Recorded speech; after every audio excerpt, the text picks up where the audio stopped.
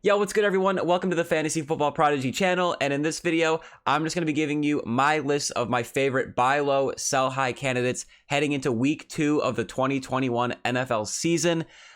Week 1 of fantasy football saw a lot of big names kind of flop, and as you guys probably know, maybe you're also a part of this, I know I'm guilty of it, a lot of people overreact to week 1. We have this whole offseason of waiting to see what's the truth about the fantasy football season, and then once week 1 hits, bam, a lot of people form their opinions. So I think this is a great week to buy low on some players. So I'm going to start with my list of buys and then my list of sells. I don't really have a set number of players per position. I more so just kind of picked my favorite overall players to include on the list because I don't want to force a player to be on the list just because I need a quota to fill for a certain position. So I really only have one quarterback on this list that I feel really strongly about after week 1, whether they be buying low or selling high. And in this case, that is going to be Aaron Rodgers of the Green Bay Packers.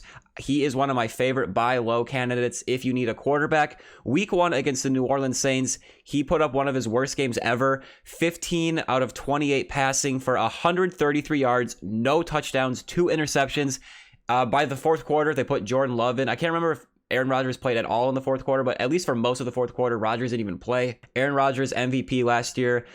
He had a kind of dramatic offseason. We weren't sure if he was going to even be in Green Bay. So that could have been a little bit of rust showing up in week 1. Also, the Saints have a really solid defense. And even though I would not expect Aaron Rodgers to perform as badly as he did in week 1, he gets a nice matchup in week 2 on Monday Night Football against the Detroit Lions. And I expect him to bounce back in that game, and once he does bounce back, it might be too late to buy low on him. So if you need a quarterback, you're in a 2-quarterback league and you need a second quarterback, he's a guy I would target. All right, so that's my only quarterback on the list for buy or sell. Now we're going to move on to my buy low running backs. So first up is actually going to be Ezekiel Elliott. He was a first-round draft pick in 2021 fantasy drafts based on ADP. Like a mid to early first round pick usually. And week 1, it was definitely a flop for him. He had 11 carries for 33 yards, no touchdowns. He had 2 targets, 2 receptions for 6 yards. And that was against the Tampa Bay Buccaneers, an exciting season opener for the 2021 season. And honestly, the Tampa Bay Buccaneers just have an elite run defense. Even last year, most people struggled to run against the Buccaneers. I remember Christian McCaffrey had a really good game against them, but yeah, for the most part, they shut down other teams' running games. And then at a certain point, I think the Cowboys just realized that if they want to stay competitive in that high-scoring game, they needed to just pass the ball to Amari Cooper and CeeDee Lamb. And while there might be other games like that this season where they kind of look more to the passing game than the running game, I still think Ezekiel Elliott is he's in a great buy low opportunity because I expect him to have much better games than he had in week 1. He's still a good running back in my opinion. And even if they do kind of lean more towards the pass than the run in some games, I still expect him to be more involved than he was in week 1 in most weeks. So if there's a fantasy owner in your league that is really worried about Ezekiel Elliott after 1 week, they're overreacting after week 1, this is a player where maybe you could package 2 kind of lower end players and cash them in for Ezekiel Elliott. So my second buy low running back has actually played 2 weeks because he played on Thursday Night Football of week 2, and I'm recording this on Friday. But week 1, Antonio Gibson of the Washington football team, he had 20 carries for 90 yards. Love that volume. 5 targets, 3 receptions for 18 yards. He played 65% of the snaps on offense. Then in week 2, against the New York Giants, week 1 was against the Chargers. Week 2 against the Giants, he played 61% of the snaps. He had 13 carries for 69 yards, and he had 2 catches on 2 targets for 4 yards. So I was able to watch that Giants and Washington game, and honestly, he looked really good. He didn't get the same workload that he got in week 1. He had 13 rushes as opposed to 20, and we saw a lot of J.D. McKissic play the third down running back role and sort of their 2-minute drill running back. So that sort of does limit Antonio Gibson's upside unless we see that role shift more in Gibson's favor. But even with that being said, I think if there's a fantasy manager in your league that is really panicking about Antonio Gibson and you can buy him at a good price, I would definitely do that because I like the volume that I've seen so far, 20 carries and 13 carries across 2 weeks. And if we do see the passing game increase, if his involvement increases in that regard, then that's just a bonus. But if not, I think it's a good buy low opportunity because he's a good quality running back. He's going to see some solid volume, and he hasn't even gotten in the end zone yet, and I expect that to change. All right, so the third buy low running back on this list is going to be another Green Bay Packers player. That is going to be Aaron Jones. Week 1 was ugly for Rodgers, for Aaron Jones, and another player that I'm also going to feature on this list. You can probably guess who it is. He's a wide receiver, but we're talking about Aaron Jones here. And listen, I had him on one of my teams along with that Packers wide receiver that I'm going to mention earlier, and I really needed them to perform. They both flopped. Aaron Jones had 5 carries for 9 yards against the New Orleans Saints. He also caught both of his targets for 13 yards. Listen, this was just a bad game for the Packers offense. Again, kind of like I said about the other running backs, if there's a fantasy manager in your league that's just overreacting to week 1, panicking, they think Aaron Jones is washed, they're trying to get rid of him for whatever they can, I think he's a great player to add to your team if the price is right. He was a first-round pick for a reason. I expect the Green Bay Packers offense to get things rolling. And again, this is a great matchup coming up on Monday Night Football with the Detroit Lions. If the Packers flop again against Detroit, then I will be really worried. But in my opinion, that's the perfect matchup for Aaron Jones to get his game back on track. And I think after that, he should return to his elite fantasy form. And my 4th buy low running back, I have quite a few buy low running backs after week 1. The 4th one is going to be Najee Harris of the Pittsburgh Steelers, the rookie. They played the Buffalo Bills in week 1, and he had 16 carries for 45 yards, no touchdowns, 1 reception on 3 targets for 4 yards. And this is the most important stat of all, guys. He had a 100% offensive snap percentage. He played every single snap for the Pittsburgh Steelers on offense. And while the end fantasy result, the box score, wasn't what you wanted, he gets a better matchup in week 2 against the Las Vegas Raiders. And because, I think Najee Harris, I think he's a skilled running back. If he's going to be getting this high of a workload, obviously I don't think he'll play 100% of the snaps every week, but this is just an indication in his first ever game. If they're willing to give him 100% of the snaps, they're obviously going to ride him as a workhorse. So he's a talented player. He's got a good matchup coming up, and he should see the workload moving forward. He had a shaky week 1, nothing crazy, but I think he has a lot of bright days ahead. So again, if there's a manager in your league that is kind of freaked out about him not putting up a lot of points, I would try to buy him. Now, my 5th and final running back buy heading into week 2 of the fantasy football season is going to be Javonte Williams, running back for the Denver Broncos. He is another rookie on this list, just like Najee Harris. So in Denver, it's kind of a split backfield with him and Melvin Gordon. And honestly, in week 1, I expected Melvin Gordon to have an even bigger share of the workload than he did. But in week 1, Javonte Williams had 50% of the offensive snaps. As the season moves along, I expect that number to increase and Melvin Gordon's to decrease. And he had 14 carries for 45 yards, 1 target, 1 reception, and he lost 4 yards on that reception. So this wasn't a big game stat-wise. Melvin Gordon was the one who had the big, 70-something yard rushing touchdown. So this is kind of, I want to be cautious when I say this. There are some savvy managers out there who know, or who at least have the idea in their head that Javonte Williams will eventually inherit that role. It's not guaranteed that he'll play more than a 50-50 role, so this is just kind of my prediction. I think eventually he will earn the Lions' share of that backfield. As long as Melvin Gordon is healthy in there, I don't think Javonte is going to dominate the backfield. But if there is a manager in your league who just looks at the box score and says, oh, he didn't put up a lot of points, I want to get rid of him, I think that this is a guy where even if the workload stays the same, he could be a solid play for your team. And if the workload does increase, then he could be a league winner, depending on, let's say Melvin Gordon gets injured or they just shut him down completely. Javonte Williams could absolutely blow up later in the year. All right, now we're going to move on to my wide receiver buys of the week. And the first one is going to be Brandon Aiyuk, wide receiver of the San Francisco 49ers. And I want to be cautious when I say this. I wouldn't overpay for him. I would only try to trade for him if there's a manager in your league that is just completely out on him and he's willing to get rid of him for nothing. Because I'm not going to lie, I am a little concerned after week 1. But we have to remember, well, first, let me explain what happened in week 1. So in week 1, Deebo Samuel, another 49ers wide receiver, he dominated targets. He had a great game, ton of catches, ton of targets, ton of yards, got in the end zone. And meanwhile, Brandon Aiyuk, who was drafted higher than Deebo Samuel, he played 47% of the offensive snaps, 26 snaps total, and he didn't even get a target in the game.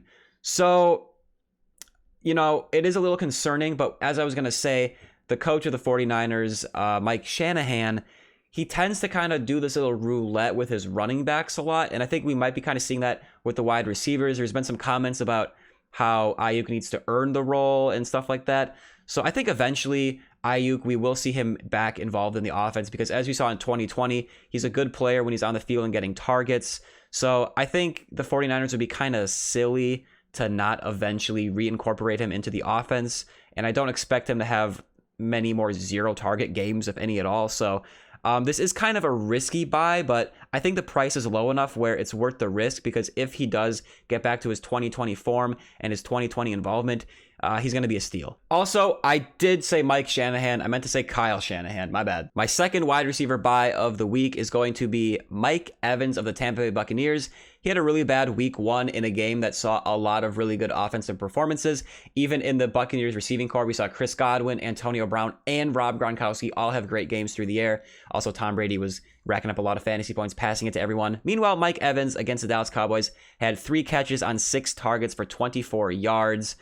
He did play 94% of the snaps, which is what you like to see.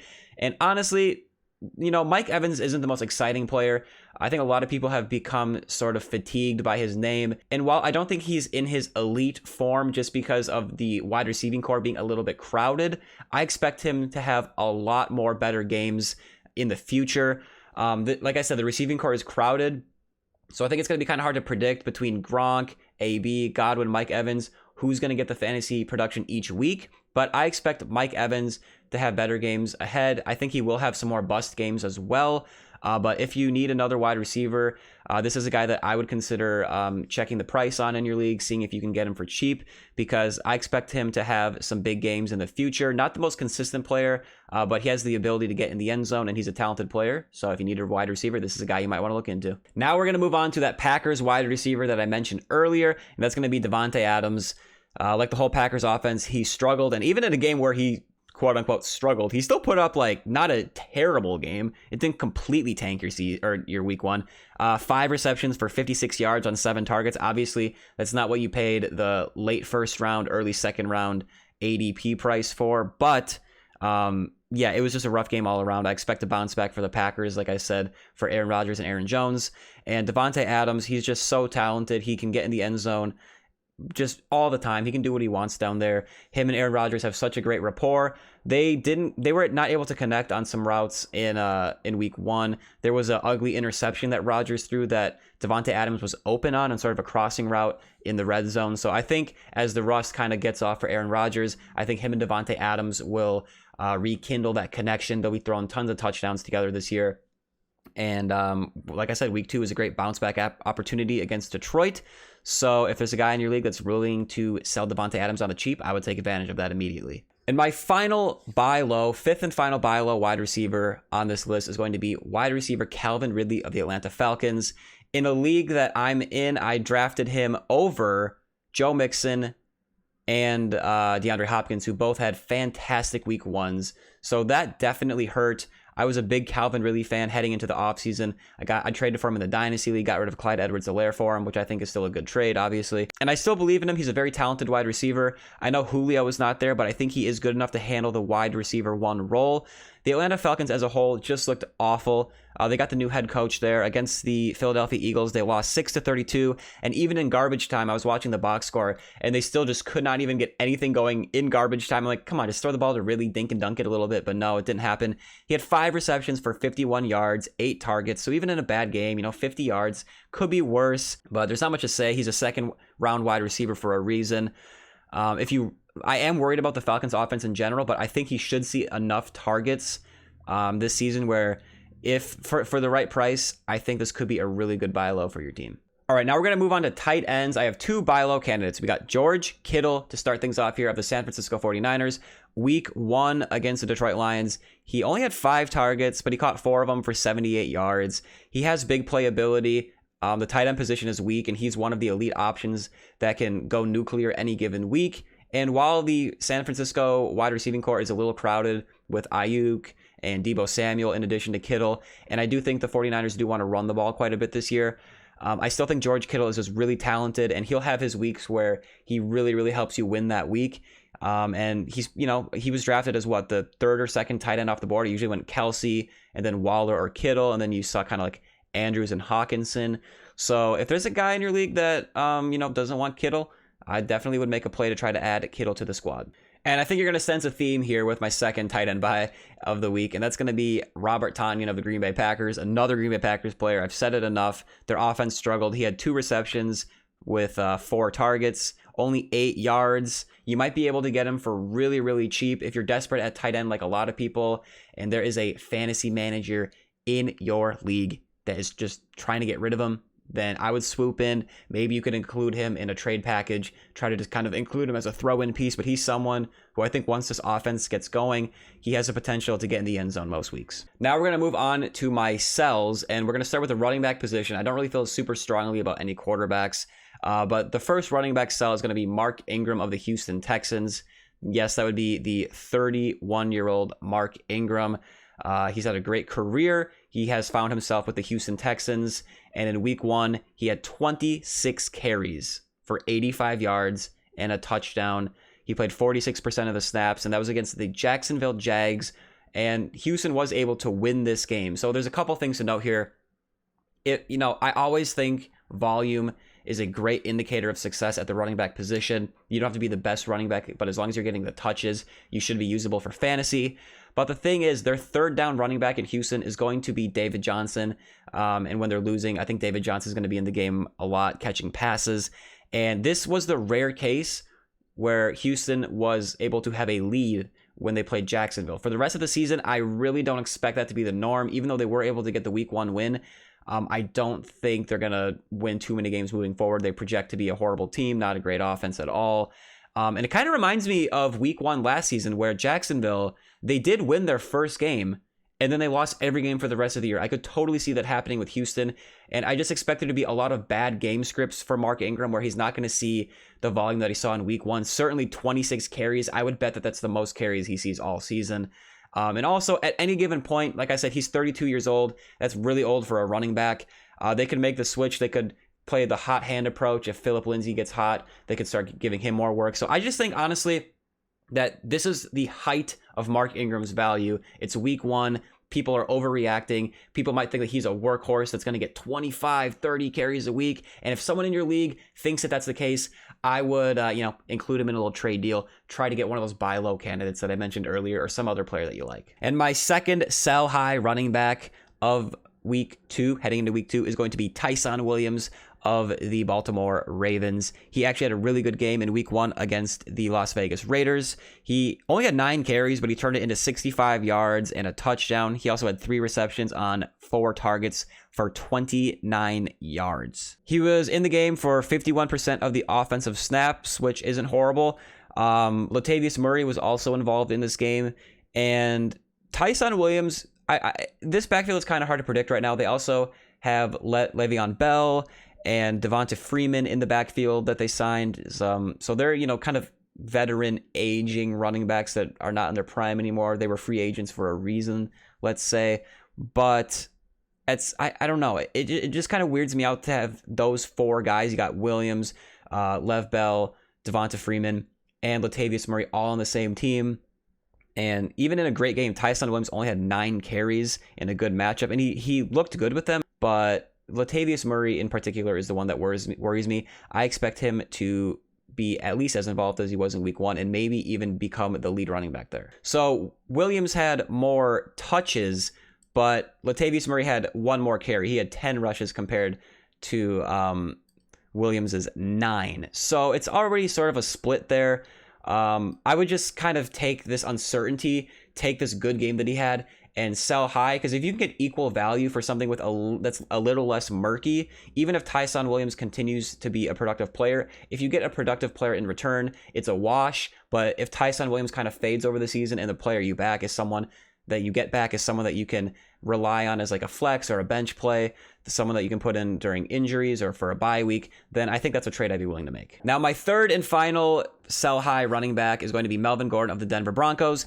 I had Javonte Williams, his teammate, running back on the Denver Broncos, on the buy low list. Melvin Gordon is on my sell high.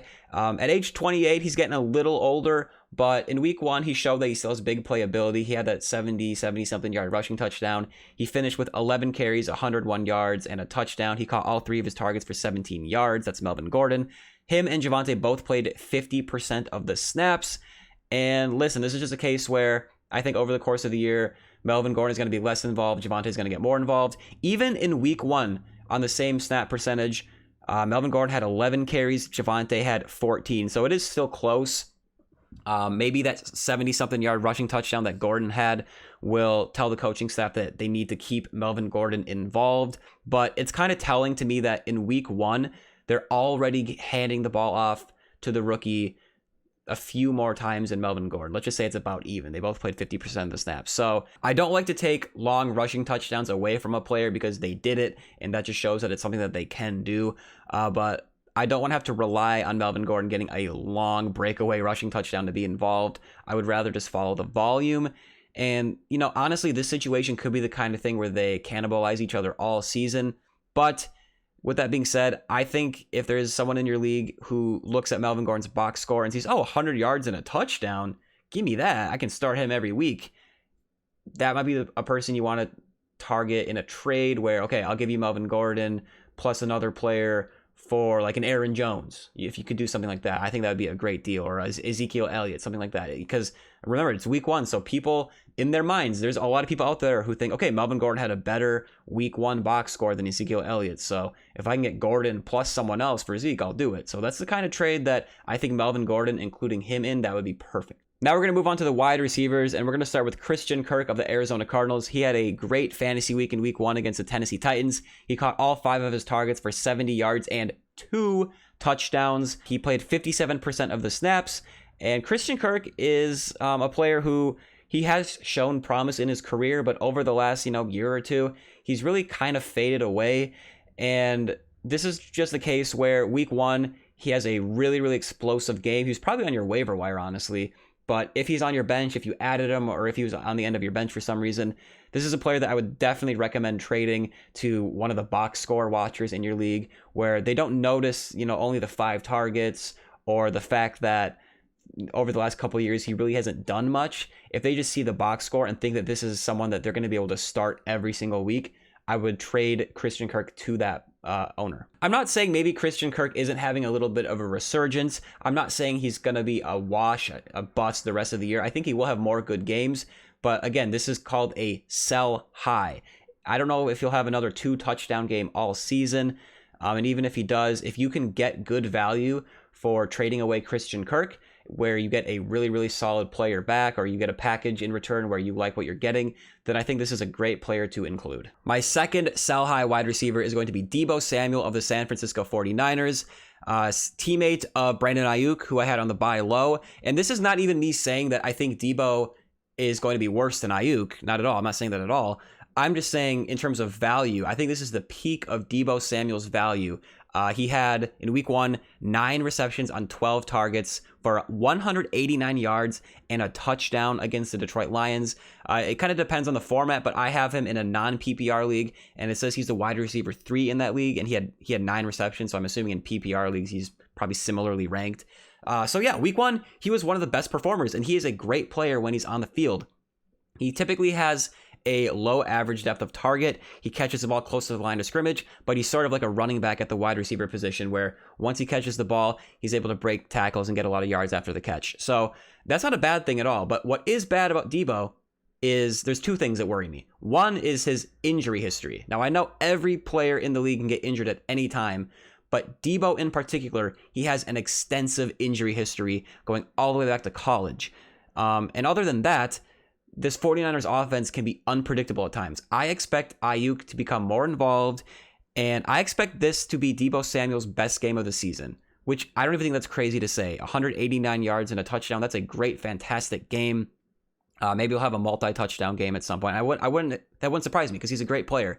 But with the injury history and the inability to accurately predict how Shanahan is going to employ his running backs and wide receivers and where the targets are going to go, it just kind of freaks me out to rely on Deebo every single week. And I'm saying that honestly, I can prove I'm being honest because I love Deebo Samuel. I drafted him in our Dynasty League rookie draft in the 2nd round.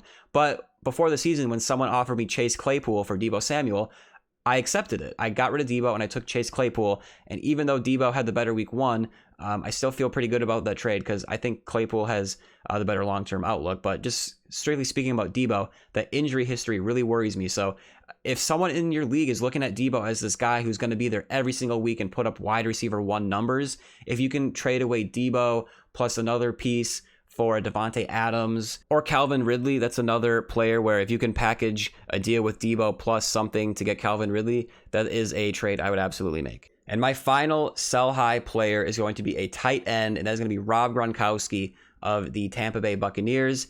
Week 1 against Dallas, he caught all 8 of his targets for 90 yards and 2 touchdowns. He played 88% of the snaps. So listen, I think Gronk is a really solid tight end to play. Tight end is a weak position. So a guy who any week, we saw in week 1, he can get something like 8 targets, catch them all, put up 90 yards, get in the end zone twice. That's fantastic. But I must say, this is probably going to be the best game Gronk has all season. And if you can package him with someone for like a George Kittle, or if someone sees Rob Gronkowski and sees him in the same light as one of those upper tier tight ends, I would make that kind of trade. I wouldn't sell Rob Gronkowski as if you have to get rid of him because I think he will have good games this season. Obviously, him and Tom Brady have a great rapport. The Tampa Bay Buccaneers offense is elite. And Gronk he's still showing that he can put up numbers. I remember to end the season last year against Detroit in the fantasy championship. He was a big part of the reason that I won a championship in a league. So I love Gronk. He's one of my favorite players in NFL history. But this is a crowded receiving core. This game script in the Dallas and Tampa Bay game played perfectly for Gronk because both teams were just throwing the ball down the field back and forth nonstop. So on those weeks where maybe he's not seeing the same target share and the game's not as high scoring, you might see some games there where he has, 4 or 3 catches for 20 yards. And if he doesn't get the end zone, then he's just like every other streaming tight end. So I like him more than a lot of streaming tight ends, but he's not quite in that tier where I feel super confident playing him every single week, like a Hawkinson or a Kittle or a Fant or a Kelsey. Does that make sense? So yeah, that's kind of why he's a sell high for me, but he's not a must sell. It's only if someone in your league sees him as this elite every week, amazing tight end play. So those are all of my buy low and sell high candidates heading into week 2. Again, I just want to stress this one final time. Just because a player's on the sell high list, that doesn't mean I don't like them or you need to get rid of them for pennies on the dollar. That just means that their value is super high. And if you can capitalize on that value, I think you should. Same with the buy low. It doesn't mean that I think that those players are without concern. So a guy like Brandon Aiyuk is on my buy low list, but there is concern there, but it has everything to do with his perceived value. And ultimately, it's going to come down to what the manager that has him in your league thinks. So if the person in your league thinks a guy like Aiyuk or Davante Adams or whoever is severely undervalued compared to what you think, then this list is just saying, okay, I think that those are great targets for you to go after. See if you can get them in a trade, in like a trade package, something like that. But yeah, just because, again, I just want to stress, just because a player's on the buy or sell does not mean you absolutely have to get rid of them or have to trade everything for them. Thank you guys for watching. I really appreciate it. Make sure to drop a like if you enjoyed the video. Subscribe to the channel for more fantasy football content. And comment down below what you think about these trade targets and any trades that you made in your league or are thinking of making. And I'll see you guys later. Peace out.